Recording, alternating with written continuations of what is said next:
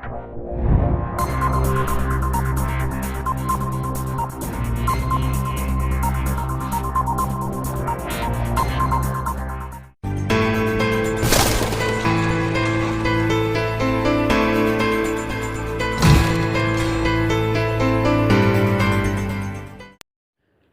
News channel में खुश आमदीद। डियर स्टूडेंट्स, आज हम 10th क्लास के चैप्टर नंबर 10 गैसेस एक्सचेंज के बारे में तफसीली तौर पर डिस्कस करेंगे। What is meant by gases exchange?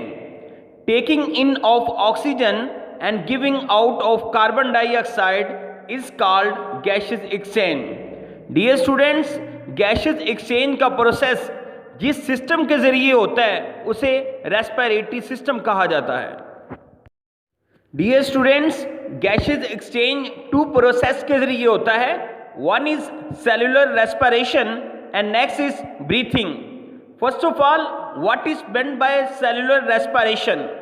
The process in which CH bonds in food are broken by oxidation reduction reactions and energy is transformed into ATP is called cellular respiration. It involves the biochemical and mechanical process.